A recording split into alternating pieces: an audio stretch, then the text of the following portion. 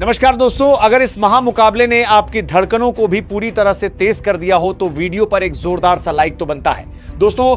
आज कोलंबो के ऐतिहासिक आर प्रेमदासा स्टेडियम में वह नजारा देखने को मिला जिसे क्रिकेट की दुनिया सदियों तक याद रखेगी। आईसीसी पुरुष टी20 विश्व कप 2026 का यह 27वां मुकाबला भारत और पाकिस्तान के बीच किसी खेल के मुकाबले से कहीं बढ़कर दो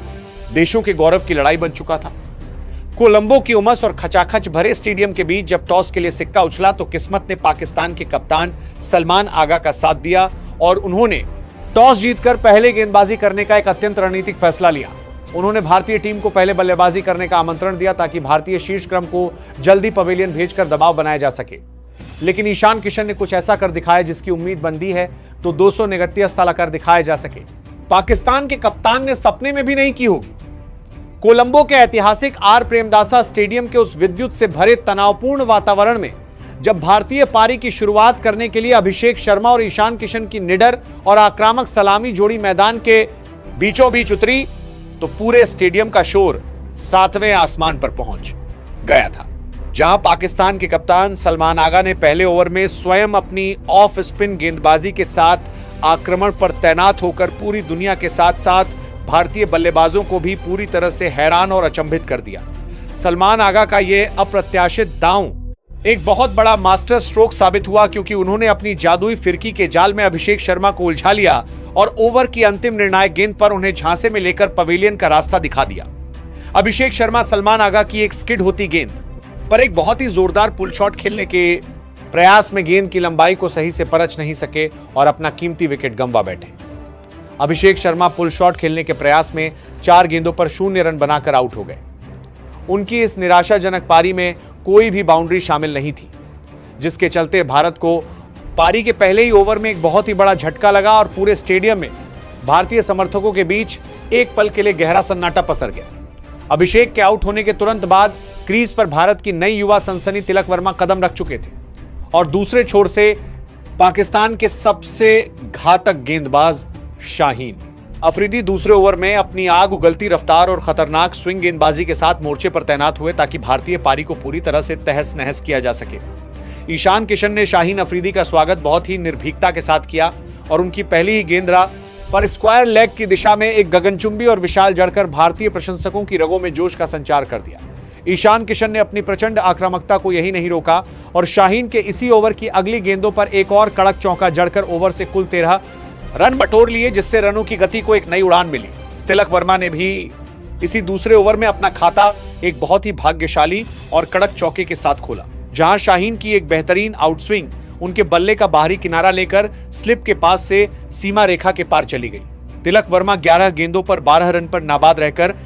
दूसरे छोर पर ईशान किशन का बखूबी साथ दे रहे थे और पाकिस्तानी गेंदबाजों के दबाव को कम करने का प्रयास कर रहे थे। मैच के 5वें ओवर में जब रनों की रफ्तार बढ़ रही थी तब पाकिस्तान के रहस्यमयी स्पिनर अबरार अहमद 5वें ओवर में अपनी जादुई फिरकी